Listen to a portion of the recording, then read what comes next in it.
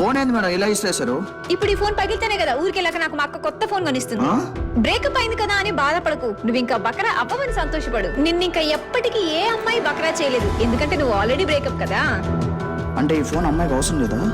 అయినా నాలో బ్రేకప్ అయిపోయిన సంగతి ఈ అమ్మాయికి ఎలా తెలుసు? సైకియాట్రిస్ట్ శైలు ఇక్కడ సైగల్ని పట్టేస్తా.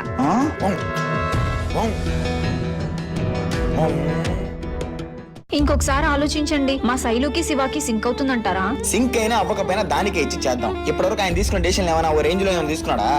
వాడి పిల్ల వారాలు వాడికేం తెలియదు. ఇప్పటికే దేనైనా ఇష్టపడి ఉంటే దానికి ఇచ్చి చేద్దాం, లేదంటే శైలు వేయడు కరెక్ట్.